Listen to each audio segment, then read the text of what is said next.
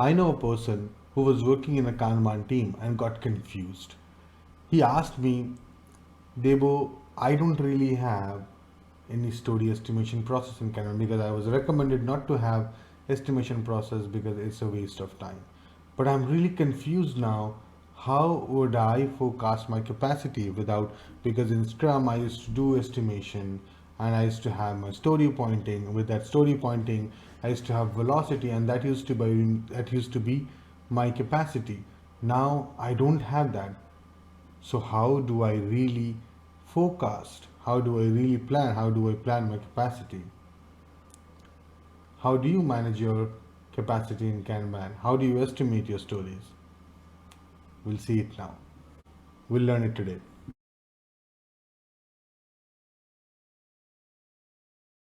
My name is Debopom Sanyal and I am your personal coach. So Kanban is Kanban a method, is a framework? It is neither, right? It's an approach, it's a strategy, you can say, by which you resolve problems, right? Now, you don't. It is not recommended to do estimation. That's true, but that doesn't mean that you do not do estimation. Now, estimation is very important. Estimation is very important because it's capacity tool. As my friend said, as my friend asked me that how do I forecast my capacity, because estimation is a capacity tool, right? So there are two approaches of doing estimation, trying to estimate Kanban process. One is deterministic approach, the another one is probabilistic approach. Now, the deterministic approach is not very recommended. However, if you are new to Kanban, if you don't really have any clue, if you do not know how to use your matrices and all that, you can still use the deterministic approach, which tells you to do certain things. For example, calculating the throughput. What is the throughput that you have in your team, which can give you a kind of a probabilistic forecast. Again, this is not something that is highly recommended. However, that can help you to be there. Let's find out what deterministic approach is and how can you use throughput. What Kanban asks? Kanban says, let's have work items of similar stories, similar sizes. Let's have work items of similar sizes. Mind you, I did not use the word stories. I said work items because you don't really have to have stories in Kanban. If you're working in Kanban, you need not to have stories. You need to have work items, the work items that you're working on, which could be stories as well. However, those stories need to be of similar sizes. Now, what does it mean by similar sizes? Does it mean how can I bring everything to the similar size? How can I break things into similar size? That's the biggest question, right? So, but the first thing is people ask, what is similar size? How do I define a similar size story?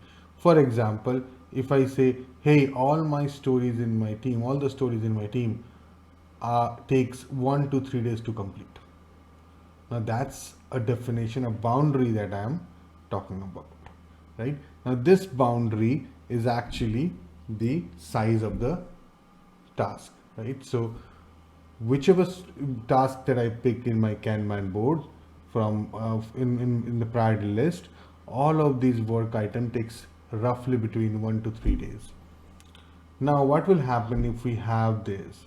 If we have created work items or tasks, of this size, at the end of the day, you would know that how many stories did you complete, or how many work items did you complete in 10 days or 15 days. That will be your throughput. So when you know your throughput, that okay, in 15 days I complete in 15 days I complete 50 work items. That means that is your throughput. Now you can estimate with your throughput that this is what you can work, because remember all of your work items of similar size. So that is roughly the estimate. If you cannot, one might say, hey, how can I break down those stories into similar size? That's not always possible. That is possible because you are not following that same old Scrum user stories, splitting of user stories, where you need to be very precise with those stories, right? In Kanban, you do not have stories. You can have work items. You can have tasks as well. So you can split everything into smaller tasks, right? And you can put them onto the board. So it is possible sometimes. Yes, one big story can be broken into different smaller parts, smaller tasks, right? And without the invest criteria. That's because that it's not Scrum, and you can do that. The thing is, you need to ensure that it takes approximately similar size, right? By this you can have your throughput, and by this you can have your capacity calculated as estimation. Let's come back to the probabilistic approach. What is probabilistic approach? Now, Kanban is used when you have a continuous backlog, right? And if in that case you don't really have any clue what's going to happen, it'll be very as per the deterministic approaches, you might actually don't know that what's going to happen, and that's why it's very important. Give you an example to understand how deterministic approach and probabilistic approach differ. For example, you are trying to understand what will be the weather today. Now, you can go and read about the weather forecast and say, hey, after 9 a.m., there is no rain today. And you go out without an umbrella, and there will be rain at 9:30. You don't know if you do not read the weather forecast at 8 or 8:30 p.m., 8:30 a.m., you might just get drenched in the rain because the weather forecast is continuously changing. Similarly, the continuous backlog is continuously changing. We don't really know what's going to happen. So the having a deterministic approach might not work very well for us. So what probabilistic approach is? There is certain matrices can help you. For example, cycle time. Cycle time is a very crucial and very important matrix of Kanban, which tells you when a work item completed its cycle. So you can have cycle for different stages, for development, for testing, for unit testing, so on and so forth. Right? You can have cycle for the entire process, right? From when the work item started its life, from in progress to the done. It will give you a probabilistic idea that how much time does it take for one hour work item in our backlog to complete. Now this will give you an idea that what could be your estimation, how much you can deliver and all that stuff, right? So cycle time could be a very crucial matrix which can help you to understand your overall estimation.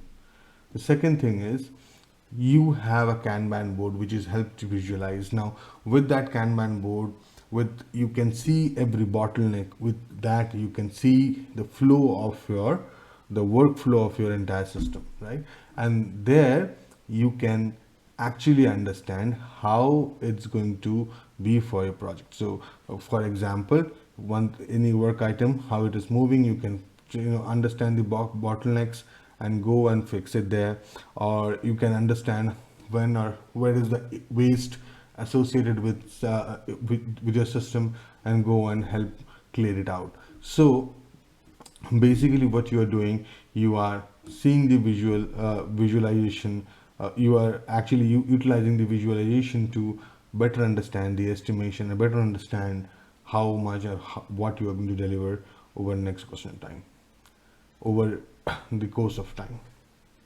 The third is, in case you have a tool which is embedded with something called Monte Carlo simulation, that could help you again, right? That Monte Carlo simulation uses different parameters, including cycle time, which helps you to understand how much of work items can you deliver in certain in certain amount of time. For example, and it gives you in percentage, in probabilistic approach, right? It says like, hey, over in the next X days, for example, you can deliver 60 work items 95% of the time, right?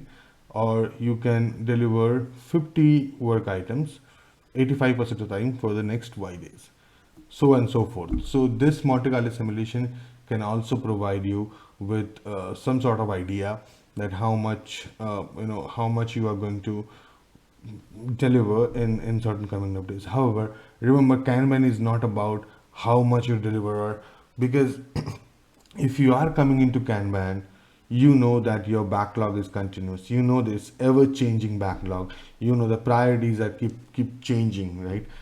And that is not the main concern. That is the concern is how you deliver, how fast you can deliver in a work item which is highly prioritized, and how can you use your team, or how better you can uh, cope up with the continuous backlog with a continuous improvement process, right?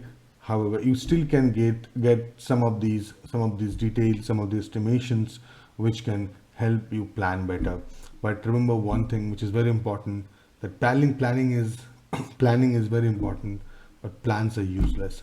So when you are into Kanban, plan, but never rely on the planned items, because it might change at any point of time and you should be equipped to deal with that. I hope that helps. I hope that clarifies. Please like and subscribe if you like the content. Put a comment down below, and I will see you soon.